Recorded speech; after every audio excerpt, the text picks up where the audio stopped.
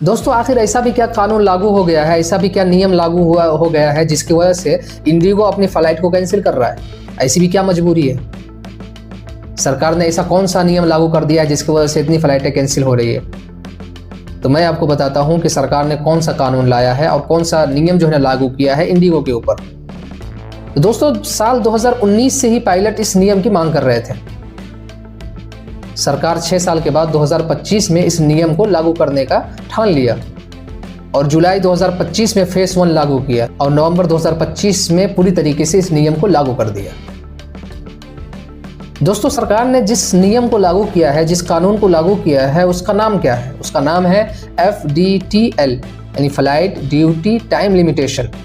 दोस्तों क्या है ये नियम जिसकी वजह से इतनी फ्लाइटें कैंसिल हो रही है, जिसकी वजह से इंडिगो कंपनी अपनी फ्लाइट को इतना कैंसिल क्यों कर रहा है?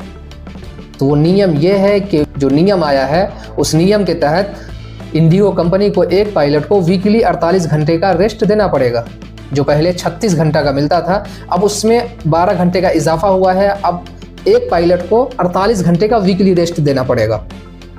पहले एक पायलट जो है ना नाइट ड्यूटी में नाइट में 6 लैंडिंग कर सकता था, लेकिन जब से ये नियम लागू हुआ है तब से अब एक पायलट सिर्फ 2 लैंडिंग कर सकता है। कहाँ 6 और कहाँ 2। अब नाइट का मतलब भी बदल गया है। पहले रात के 12 बजे से सुबह 5 बजे तक नाइट माना जाता था, लेकिन अब रात के 12 बजे से सुबह 6 बजे तक नाइट माना जाएगा। 1 घंटा इसमें बढ़ाया गया है। अब इंडिगो के पास इतने तो पायलट है नहीं। जो एक पायलट जो है ना रात में 6 लैंडिंग कर सकता था अब 2 करेगा वो सिर्फ, क्योंकि नियम लागू हो चुका है। इंडिगो इसी वजह से अपनी फ्लाइट को कैंसिल कर रहा है, क्योंकि उसके पास इतना पायलट है नहीं, जिसकी वजह से इंडिगो को ये परेशानी का सामना करना पड़ रहा है।